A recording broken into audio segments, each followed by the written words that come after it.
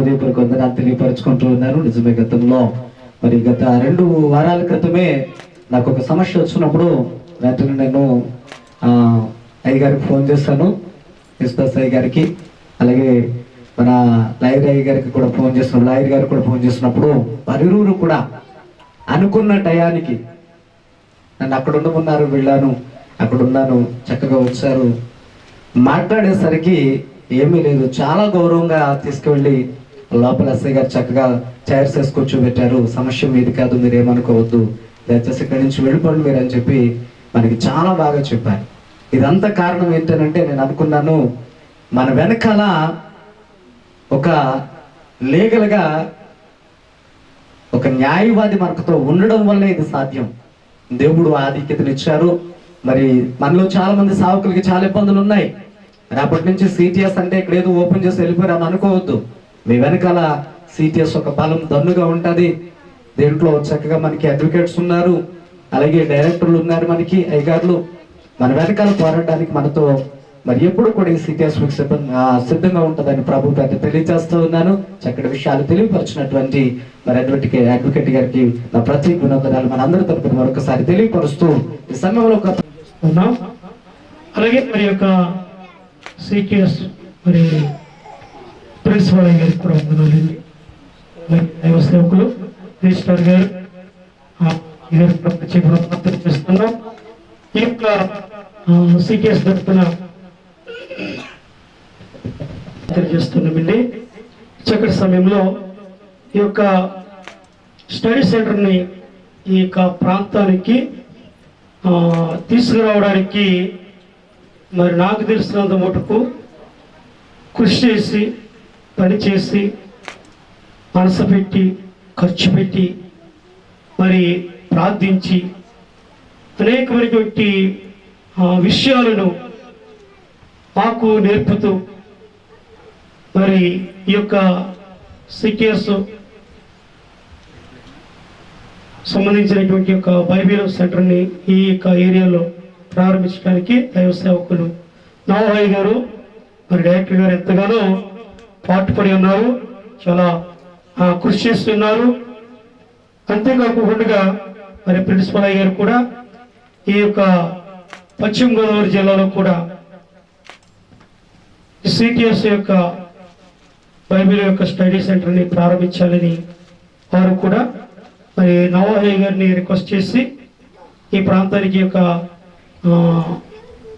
Study centre తీసుకురావడానికి వారు కూడా కృషి చేస్తారు. వారికి వందనాలండి.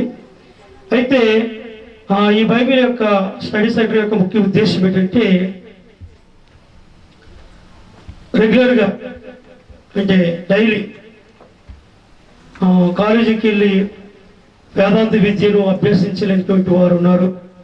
ఎందుకంటే చేయలేక కాదు, చేయడానికి స్తోమత లేక, అంటే ఆర్థికపరమైనటువంటి పరిస్థితులు, లేకపోతే సంఘపరమైన పరిస్థితులు, కుటుంబపరమైన పరిస్థితులు, ఇవన్నీ కూడా వారికి ఆటంకంగా ఉండడం వల్ల వారికి యూనివర్సిటీ ద్వారా ఒక గుర్తింపు పొందినటువంటి అథారిటీని లేదా సర్టిఫికేట్ని మన యొక్క ప్రాంతంలో ఉన్నటువంటి అనేకులకు మరి మీరు ఎక్కడ బైబిల్ కంప్లీట్ చేస్తారు, లేకపోతే మీరు ఎక్కడ ప్రభుత్వం కూడా మన గవర్నమెంట్ కూడా ఇప్పుడు ఒక యూనివర్సిటీ ద్వారా మనము గుర్తింపు పొందినటువంటి ఒక సర్టిఫికెట్ను వారు చూసినప్పుడు వారు కంపల్సరీగా మనల్ని ఏం చేస్తారంటే ఒక దైవజనుడిగా నిర్ధారణ చేస్తారు. అంతేకాకుండా గవర్నమెంట్ ద్వారా వచ్చేటువంటి కొన్ని రాయితీలు, లేదా కొన్ని అవసరతలు, లేదా కొన్ని ఆర్థికపరమైన పరిస్థితులు వారు అందించడానికి ఈ యొక్క సిటిఎస్ తరపున తీసుకునేటువంటి సర్టిఫికెట్ కూడా చాలా విలువైనది. కనుక లక్షలు ఖర్చు పెట్టి యూనివర్సిటీలో చదువుకుని దాని తర్వాత వారు సర్టిఫికెట్ తీసుకుని వచ్చి సేవ చేస్తూ ఉండేవారు ఉన్నారు. వాళ్ళకి అన్ని అనుకూలతగా ఉంటాయి. కానీ ఏ అనుకూలత లేకుండా, ఆర్థిక పరంగా సరైనటువంటి పరిస్థితి లేకుండా ఇబ్బందులు పడుతున్న వారికి అలా ఇబ్బందుల్లో ఉండకూడదు. వారు కూడా ఈ యొక్క క్రైస్ట్ ఆ విషయం తెలియక అపోహ చేసుకుంటున్నారు. అయితే ఈ యొక్క సిటిఎస్ యొక్క ముఖ్య ఉద్దేశం ఏంటంటే సామర్థ్యత లేనిటువంటి నీకు సామర్థ్యత కలిగిస్తుంది. నీ వల్ల కాలేని దాన్ని నీ వల్ల అవునట్లుగా చేస్తుంది. అంటే నీ వల్ల కాదు వేదాంత విద్యలు అభ్యసించాలని ఎక్కడికో బెంగళూరు లేకపోతే వేరే వేరే రాష్ట్రాలు వెళ్ళి చదువుకోవాల్సినటువంటి ఆ విద్యను మన మధ్యకి తీసుకొచ్చారు దేవసేవకులు లోహాయి గారు. మనము ఎదిరించాలన్నా, జయించాలన్నా, వాళ్ళని మౌనం చేయాలన్నా మనం కంపల్సరిగా ఈ సీకేఎస్ ద్వారా ఒక గుర్తింపు పొందినటువంటి సర్టిఫికేట్ తీసుకునే ముందు మీరు కంపల్సరిగా మీకు ఇచ్చినటువంటి ఒక ఆ ఎగ్జామ్ పేపర్ ఉంటుంది, ఆ ఎగ్జామ్స్ రాయాలి. ఆ తర్వాత అందులో మీరు పాస్ అవ్వాలి. ఆ యూనివర్సిటీ నుంచి మీకు ఒక రిజిస్టర్ ముద్ర నెంబర్ ఒకటి వస్తుంది, ఆ నెంబర్ కూడా రావాలి. అప్పుడు మీ చేతికి సర్టిఫికేట్ రావాలి. అంతే తప్ప వచ్చారు సర్టిఫికేట్ ఇచ్చేస్తున్నారంట అంటారు. వృత్తిని ఎవరెవరు వెనకాల ఎంతో బలం ఉంటేనే కానీ ఎవరెవరు బలం లేని వాళ్ళు రహస్యంగా చేస్తారు. బలం ఉండబట్టి ధైర్యంగా అనేకమైనటువంటి సేవకుల మధ్య సేవ పరిచయం చేస్తూ మరి సువార్త పరిచయం చేస్తూ వారికి సరైనటువంటి ట్రైనింగ్ అనుభవం లేకపోతే దగ్గరగా చర్చకు వెళ్ళే కొంతమంది వ్యక్తులు బాగా బైబిల్ జ్ఞానం కొంత బైబిల్ జ్ఞానం ఉండి పాటలు పాడి బాగా ఉన్నవారు అందరూ కూడా వేరే వేరే చిన్న చిన్న ప్రదేశాల్లో దేవుని సేవ చేస్తున్నారు. మంచిదే, కాదన్నాం. అయితే అటువంటి వ్యక్తులకి సమయ సందర్భం ఏదైనా వస్తే వారికి సరైన స్టడీ ఉండదు. స్టడీ అంటే వారికి ఆధారాలు ఉండవు. ఇప్పుడు సపోజ్ నేను ఒక లాయర్గా ఉన్నానంటే సుమారు డిగ్రీ చదవాలి, తర్వాత బిఎల్ 3 సంవత్సరాలు బిఎల్ చేయాలి, తర్వాత 3 సంవత్సరాలు ప్రాక్టీస్ చేయాలి ఓ సీనియర్ అడ్వకేట్ దగ్గర. ఆయన ఏమి ఇవ్వడు, మాకు ₹1 కూడా ఇవ్వడు. మా సొంత డబ్బులు తేలి నేర్చుకోవాలి. ఇంత చదువుకుని కూడా ఒక 3 సంవత్సరాలు మేము నేర్చుకోవాలి. నేర్చుకున్న తర్వాత మేము సొంతంగా ప్రాక్టీస్ చేసుకుని వచ్చిన డబ్బులతో జీవిస్తూ ఉంటాం. అంటే ఒక విద్య ఒక వృత్తి చేయాలంటే ఇంత స్టడీ ఉంటుంది. అయితే పాస్టర్గా ఒక వృత్తిని చేపట్టిన ప్రతి వ్యక్తి కూడా ఈ స్టడీ సిస్టమ్ అంతా వేరేగా ఉంది. మరి నోవాయి గారు ఈ సిటిఎస్ని అటు టిఎస్లో కానీ ఏపీలో కానీ ఇంట్రడ్యూస్ చేసి మంచి మీ పాస్టర్స్కి అందరికీ మంచి స్టడీ సిస్టమ్ ఒక బ్రోచర్ తీసుకొచ్చి మీ అందరికీ కూడా గవర్నమెంట్లో కానీ అటు ప్రైవేట్ కానీ ఎవరైనా సరే ప్రశ్నించే విధంగా మిమ్మల్ని ప్రశ్నించే విధంగా లేకుండా ఒక సిస్టాన్ని తీసుకొచ్చారు. దాని అందరూ కూడా మీరు సద్వినియోగం చేసుకోవాలని సందర్భంగా తెలియజేస్తున్నాను. అలాగే ఈ స్టడీ సెంటర్లో వివిధ కోర్సులు కూడా పెట్టారు. బీటీహెచ్ అని, అలాగే బీటీహెచ్ బీసీఎస్ అని ఒక 5-6 ఆర్గనైజేషన్ అని కొన్ని గ్రూపులు పెట్టారు. ఇవన్నీ కూడా వీటికి ఒక టైం డ్యూరేషన్ పెట్టారు, ఫీజు కూడా పెట్టడం జరిగింది. ఒకటేమో 6 months ఉంది, బీటీహెచ్ 3 years, తర్వాత 2 years కూడా ఉంది. ఇవన్నీ ఎందుకు పెట్టారు? ఇదంతా మీకోసమే. ఇదంతా చేయడం వల్ల ఒక సిస్టంగా మీకు అలవాటు అవుతుంది. అంటే బైబిల్ చదివిన ప్రతి వ్యక్తి పాస్టర్ కాదు. ప్రసంగం హృదయపూర్వక వందనాలు తెలియపరుచుకుంటూ ఉన్నారు. నిజమే, గతంలో మరి గత 2 వారాల క్రితమే నాకు ఒక సమస్య వచ్చినప్పుడు వెంటనే నేను అయ్యగారికి ఫోన్ చేశాను, విశ్వాస్ అయ్య గారికి, అలాగే మన లాయర్ అయ్య గారికి కూడా ఫోన్ చేస్తున్నాం. లాయర్ గారికి కూడా ఫోన్ చేసినప్పుడు వారిరువురు కూడా అనుకున్న టయానికి నన్ను అక్కడ ఉండమన్నారు. వెళ్ళాను, అక్కడ ఉన్నాను, చక్కగా వచ్చారు. మాట్లాడేసరికి ఏమీ లేదు, చాలా గౌరవంగా తీసుకువెళ్ళి లోపల ఎస్ఐ గారు చక్కగా చైర్స్ వేసి కూర్చోబెట్టారు. సమస్య మీది కాదు, మీరు ఏమనుకోవద్దు, దయచేసి ఇక్కడి నుంచి వెళ్ళిపోండి మీరు అని చెప్పి మనకి చాలా బాగా చెప్పారు. ఇదంతా కారణం ఏంటంటే నేను అనుకున్నాను, మన వెనకాల ఒక లీగల్గా ఒక న్యాయవాది మనకుతో ఉండడం వల్లే ఇది సాధ్యం. దేవుడు ఆధిక్యతనిచ్చారు. మరి మనలో చాలా మంది సేవకులకి చాలా ఇబ్బందులు ఉన్నాయి. అప్పటి నుంచి సిటిఎస్ అంటే ఇక్కడ ఏదో ఓపెన్ చేసి వెళ్ళిపోయారు అనుకోవద్దు. మీ వెనకాల సిటిఎస్ ఒక బలం దన్నుగా ఉంటుంది. దీంట్లో చక్కగా మనకి అడ్వకేట్స్ ఉన్నారు, అలాగే డైరెక్టర్లు ఉన్నారు, మనకి అయ్యగారులు, మన వెనకాల పోరాడడానికి మనతో మరి ఎప్పుడు కూడా ఈ సిటిఎస్ సిద్ధంగా ఉంటుందని ప్రభు పేద తెలియజేస్తూ ఉన్నాను. చక్కటి విషయాలు తెలియపరిచినటువంటి మరి అడ్వకేట్ గారికి నా ప్రత్యేక వినోదనాలు మన అందరి తరపున మరొకసారి తెలియపరుస్తూ ఈ సమయంలో ఒక ప్రత్యేకమైనటువంటి పాట పాడుకుందాం. మరి అంగరి గ్రామం నుంచి వచ్చినటువంటి అమ్మగారు ఉన్నారు. వారు ఒక ప్రత్యేకమైనటువంటి పాట పాడిన తర్వాత మన మధ్యలో ఒక ముఖ్య దగ్గరగా చర్చకు వెళ్ళి కొంతమంది వ్యక్తులు బాగా బైబిల్ జ్ఞానం కొంత బైబిల్ జ్ఞానం ఉండి పాటలు పాడి బాగా ఉన్నవారు అందరూ కూడా వేరే వేరే చిన్న చిన్న ప్రదేశాల్లో దేవుని సేవ చేస్తున్నారు. మంచిదే కాదన్నా. అయితే అటువంటి వ్యక్తులకి సమయ సందర్భం ఏదైనా వస్తే వారికి సరైన స్టడీ ఉండదు. స్టడీ అంటే వారికి ఆధారాలు ఉండవు. ఇప్పుడు సపోజ్ నేను ఒక లాయర్గా ఉన్నానంటే సుమారు డిగ్రీ చదవాలి, తర్వాత బిఎల్ 3 సంవత్సరాలు బిఎల్ చేయాలి, తర్వాత 3 సంవత్సరాలు ప్రాక్టీస్ చేయాలి ఓ సీనియర్ అడ్వకేట్ దగ్గర. ఆయన ఏమి ఇవ్వడు, మాకు ₹1 కూడా ఇవ్వడు. మా సొంత డబ్బులు తేలి నేర్చుకోవాలి. ఇంత చదువుకుని కూడా ఒక 3 సంవత్సరాలు మేము నేర్చుకోవాలి. నేర్చుకున్న తర్వాత మేము సొంతంగా ప్రాక్టీస్ చేసుకొని వచ్చిన డబ్బులతో జీవిస్తూ ఉంటాం. అంటే ఒక విద్య ఒక వృత్తి చేయాలంటే ఇంత స్టడీ ఉంటుంది. అయితే పాస్టర్గా ఒక వృత్తిని చేపట్టిన ప్రతి వ్యక్తి కూడా ఈ స్టడీ సిస్టమ్ అంతా వేరేగా ఉంది.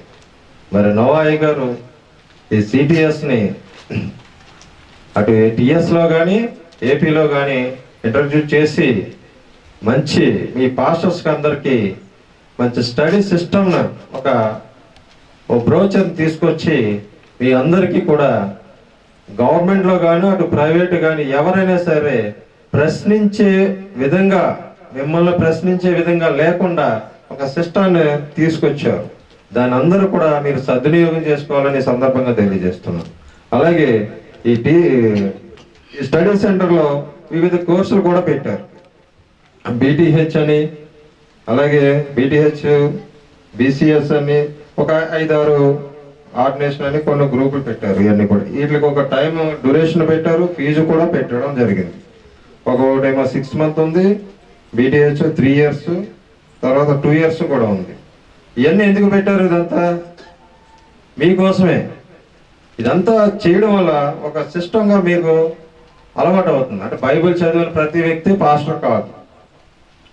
హృదయపూర్వక వందనాలు తెలియపరుచుకుంటూ ఉన్నారు. నిజమే గతంలో మరి గత 2 వారాల క్రితమే నాకు ఒక సమస్య వచ్చినప్పుడు వెంటనే నేను అయ్యగారికి ఫోన్ చేస్తాను, యేసుదాస్ అయ్య గారికి, అలాగే మన లాయర్ అయ్య గారికి కూడా ఫోన్ చేస్తున్నాం. లాయర్ గారికి కూడా ఫోన్ చేసినప్పుడు వారిరువురు కూడా అనుకున్న టయానికి నన్ను అక్కడ ఉండమన్నారు, వెళ్ళాను, అక్కడ ఉన్నాను, చక్కగా వచ్చారు.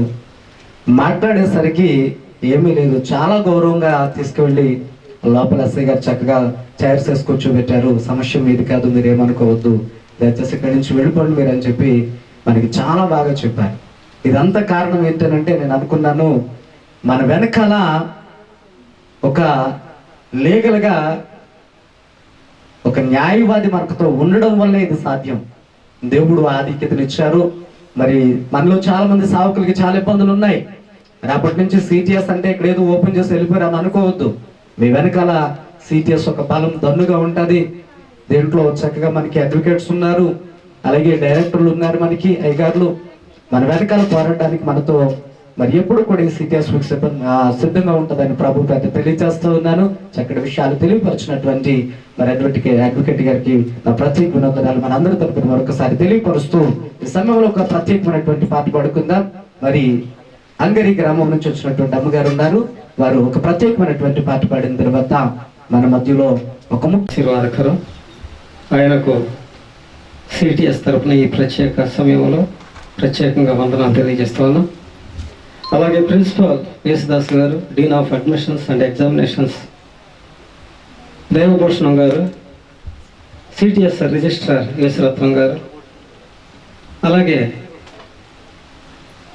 రీజనల్ కోఆర్డినేటర్స్గా వెస్ట్ గోదావరి జిల్లాకు ఏర్పాటు చేయబడిన దైవజనులు నెల్సన్ రాజు గారు, డేవిడ్ హుసేన్ గారు, వీరందరికీ కూడా ప్రభు అయిన యేసుక్రీస్తునామమున వందనాలు తెలియజేస్తూ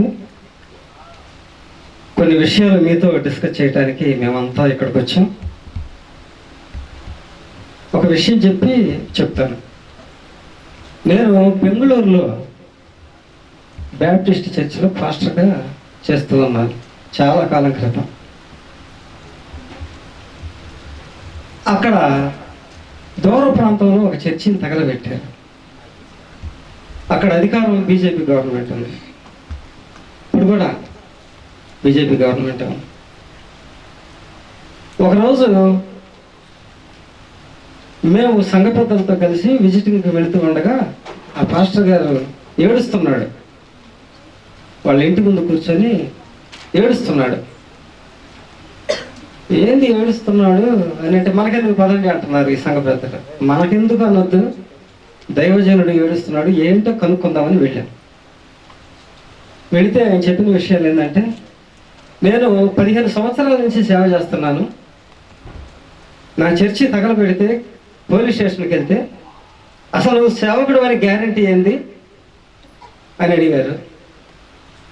తర్వాత అసలు చర్చి రిజిస్ట్రేషన్ లేకుండా ఇక్కడ ఎవరు పెట్టమన్నారు నేను అని తిరిగి నా మీదే కేసు పెట్టడానికి రెడీ అవుతున్నారు. వాళ్ళు ఏమంటున్నారు తెలుసా, నువ్వు పెంతెకొస్తే చర్చి పాస్టర్ కదా, మా హెల్ప్ నీకు ఉండదు, ఎందుకంటే మేము బ్యాప్టిస్ట్ క్రిస్టియన్స్, మేము బ్రదర్ అండ్ క్రిస్టియన్స్, మేము సిఎస్ఐ, రకరకాల డినామినేషన్స్.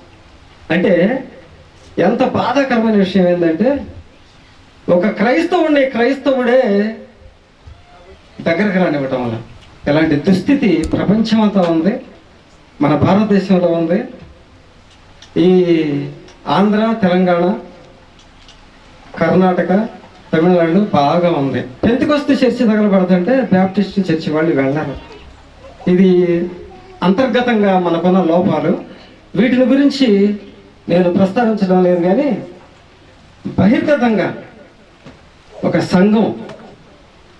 సంఘ కాపరి పడుతూ ఉన్న బాధ అదొక్కటే నేను మీకు చెప్తున్నాను. చాలా చూశాను ఎలాంటి సందర్భాలు.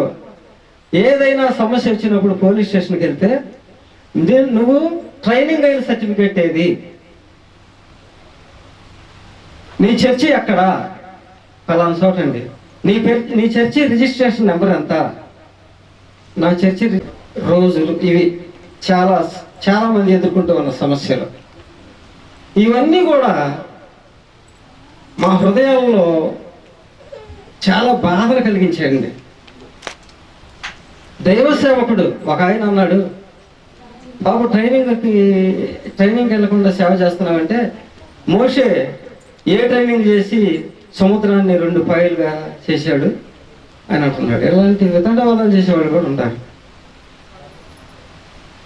దైవ సేవకుడు అంటే ఇందాక మన న్యాయవాది గారు చెప్పినట్టుగా అడ్వకేట్ కావాలంటే BA DL చదవాలి, లేకపోతే ఏ ఉద్యోగం డాక్టర్ కావాలంటే MBBS చదవాలి. నేను MBBS లేకుండా నేను డాక్టర్ని అంటే కుదురుద్దా చెప్పండి? ఇమ్మీడియట్గా అరెస్ట్ చేస్తారు. ఈ కోణంలో చూస్తే పోలీసులు చేసేది కూడా న్యాయమే. ఎటువంటి ట్రైనింగ్ లేకుండా నువ్వు పాస్టర్వి అని, ఎందుకంటే మనకి మనుషులదే కావాలి. మనం సంఘంలో ఉన్నాం, సామాజిక పరంగా సపోర్ట్ కావాలి అంటే మనం చేసే ప్రతి మిస్టేక్ ఎఫెక్ట్ ఎక్కడ పడుద్ది అంటే మన ప్రభు మీద పడుద్ది. చాలా మంది ఆ రోజుల్లో అంటే ఎంత ఇంపాక్ట్ లేదు కాబట్టి సరిపోయింది. ఈ రోజుల్లో ప్రతిదీ, పైగా క్రైస్తవుడి ప్రతి అడుగుని కూడా పరిశీలించే యాంటీ క్రిస్టియన్ గోండాస్ రోజుకి పెరుగుతున్నారు. ఆ విషయం మీకు తెలుసు, మీరు కూడా ఎదుర్కొంటున్నారు ఈ సమస్య.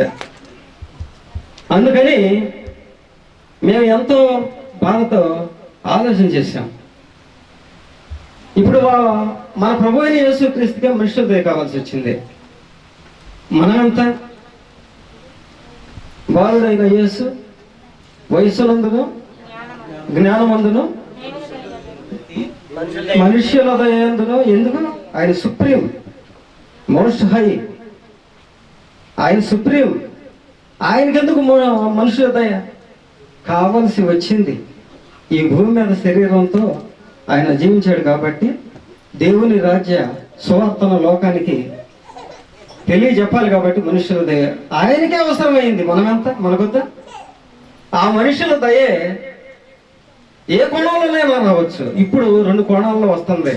అదేమిటంటే, ఏ చిన్న పొరపాటు చేసిన పాస్టర్ ఇమ్మీడియట్గా కేసు పెడుతున్నారు. అక్కడికి వెళ్ళిన తర్వాత వాళ్ళ డ్యూటీ ప్రకారం నువ్వు ఎక్కడ ట్రైనింగ్ చేసావు, నీ సర్టిఫికెట్స్ అయ్యి, మీ చర్చి రిజిస్ట్రేషన్ నెంబర్ ఎంత అని మామూలుగా అడుగుతారు. అడిగినప్పుడు ఈ పాస్టర్ గారు ఏం సమాధానం చెప్తాడు? చెప్పలేక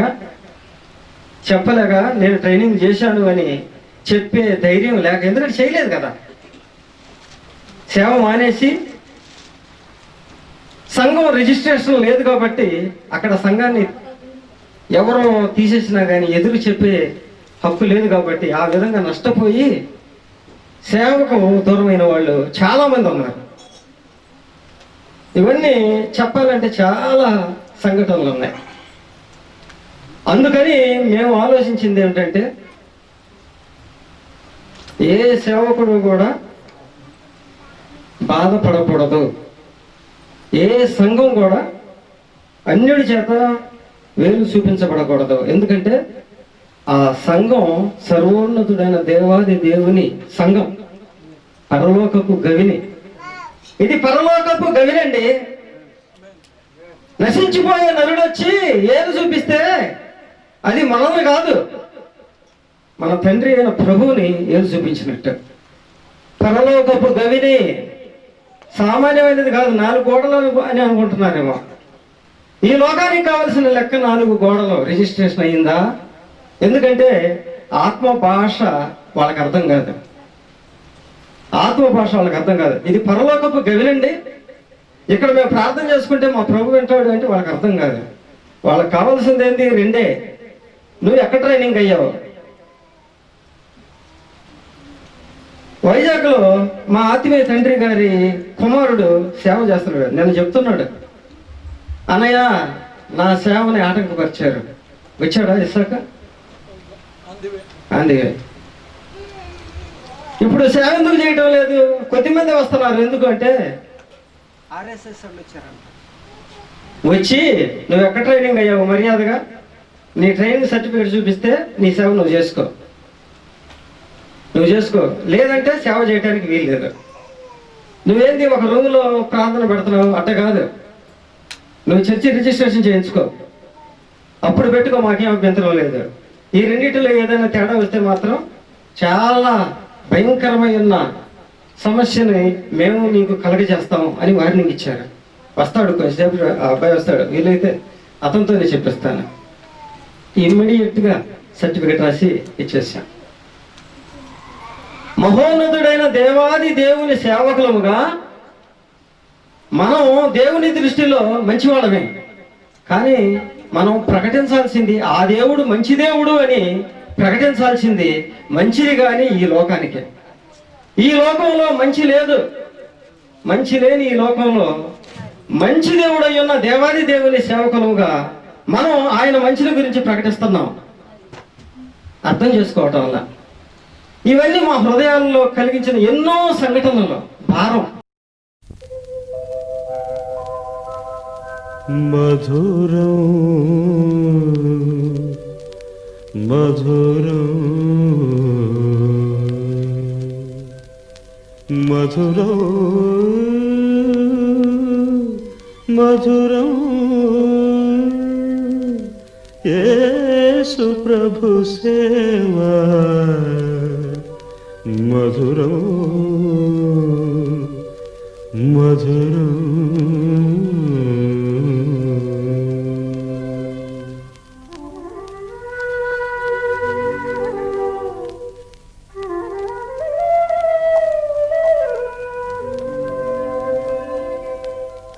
మధుర మధుర మధుర సేవ యేసు ప్రభు సేవ మధుర మధురం భాగ్యభోగ నిధులు లేని భారభరిత సేవా బాష్పశిరులలోన మెలగి బాధలను వరించు సేవా బాధలను వరించు సేవ మధుర మధుర మధుర సేవ యేసు ప్రభు సేవ మధుర మధురం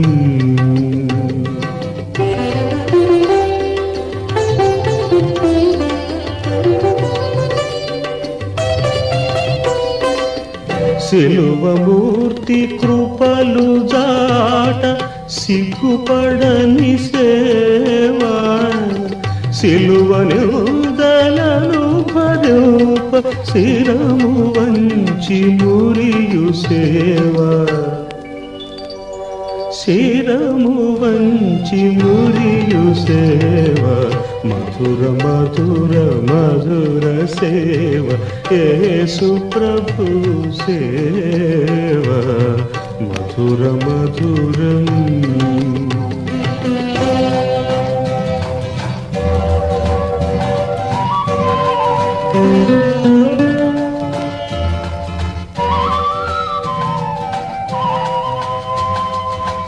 లోక జ్ఞాని అపహసించు శోకమూర్తి సేవా లోకులను దీవించు సేవ లోకమును జయించు సేవా లోకమును జయించు సేవ మధుర మధుర మధుర ఆశీర్వాదంబుల్ మా మీద వర్షింపజేయుమీశా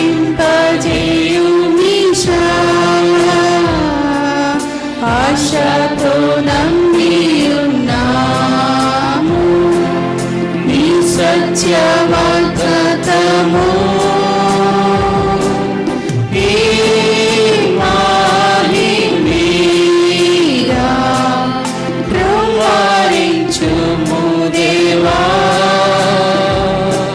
Brahmara Prema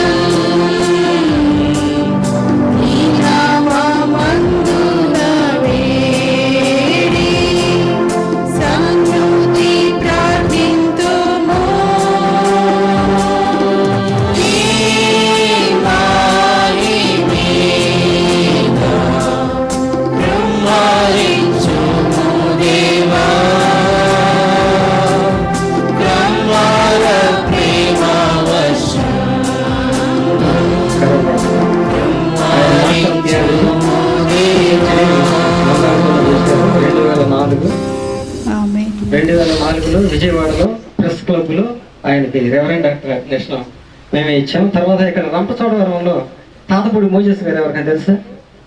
ఆయన ఇప్పుడు అమెరికాలో ఉన్నాడు. ఆయన కూడా వాళ్ళ నాన్న ధర్మదాస్, వీళ్ళు కూడా మన దాంట్లోనే డాక్టరేట్ చేశారు. వాళ్ళని కూడా మనమే దేవుని సేవకులుగా అభిషేకించడం జరిగింది. ఎందుకంటే ఇక్కడ దగ్గరగా ఉన్నవాళ్ళు కాబట్టి గుర్తు చేస్తున్నాను. సరే, పాట పాడుతూ ఉండగా దైవజనులు ఇక్కడికి వచ్చి కూర్చుంటారు. కూర్చోగా